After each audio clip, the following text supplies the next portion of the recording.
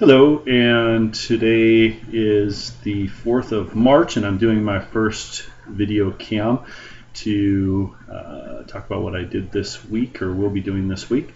And one of the items I've been asked to do for Coast to Coast is to introduce commercial real estate to the residential world. So I'm going to be hosting a webinar series called Walking the Bridge Between Residential and Commercial.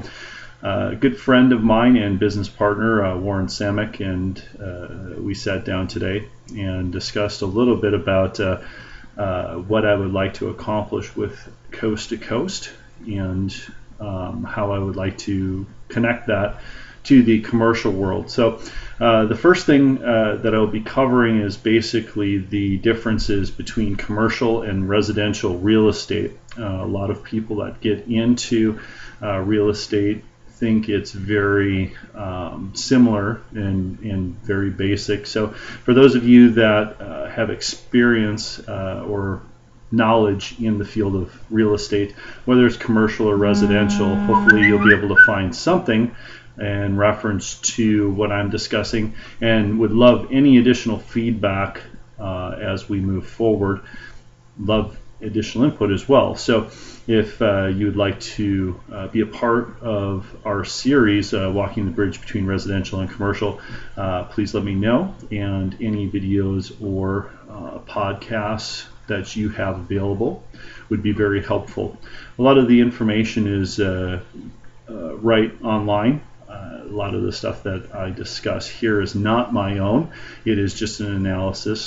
Sometimes I'm right and sometimes I'm wrong, but either way, it's my opinion. So what I'm going to be covering is the history of commercial as well, after we go through the differences between residential and commercial. And the history, basically just the recent history, past basically pre-2008, and what happened when the collapse happened, and especially in commercial real estate. Residential went through its own scenario or downturn in 2006 and spread from the East Coast to the West Coast rather quickly, with the exception of a few areas of Arizona and Nevada. We on the West Coast here, especially in Washington State, Seattle, did not see our downturn happen until 2008. So I'm going to go through the commercial world pre-2008 and then post-2008. Basically, there's a couple of different segments from 2008, 2009, 2010 as the industry started to heal.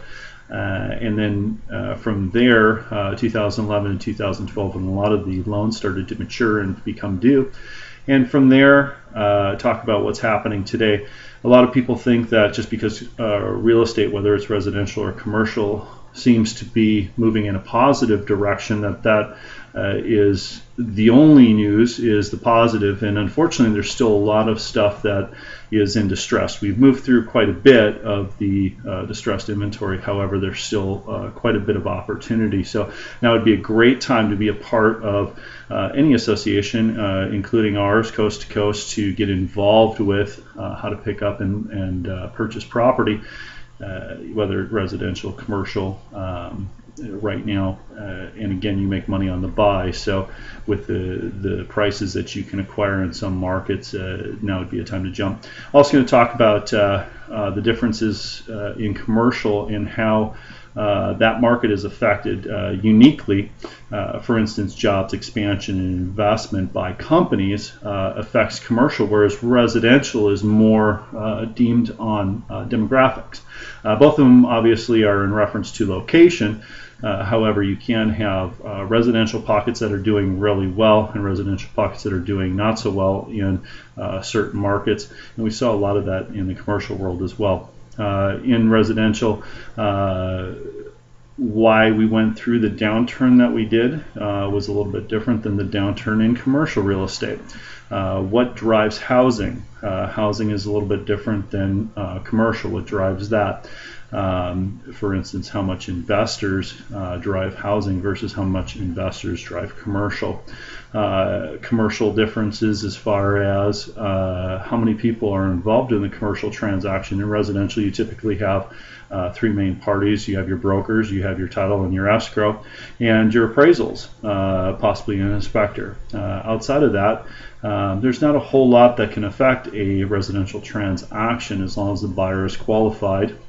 So a lender may play a part today, whereas in 2006, 2007, when all you needed was a heartbeat, fog a mirror, you could get a loan. Today may play a little bit different part, different kinds of financing. However, in commercial, commercial has so many different aspects.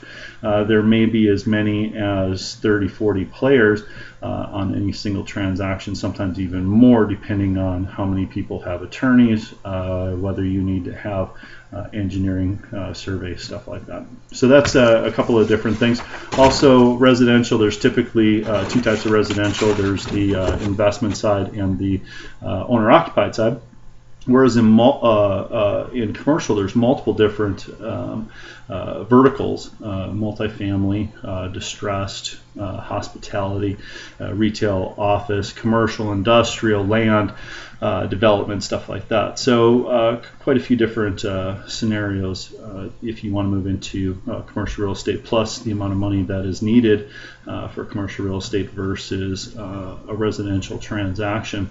And one of the things we want to go into is also the similarities between residential and commercial.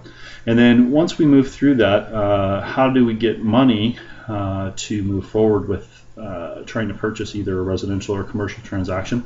And for instance, a lot of times you may run into syndications in commercial real estate that you don't necessarily get in residential. However, there's some unique scenarios with residential that you can work on, and C2C plans on launching a lot of those as far as education classes. Commercial, putting together deal teams, whereas in residential, a lot of times they're power teams. Pretty similar to each individual unit, but the capture team in commercial is a little bit different in how to establish your deal team. So what types of people specialize in what types of industries, and what locations are hot, which locations are not. So that wraps up my first segment of what I am working on. Hope everybody is well, and good night.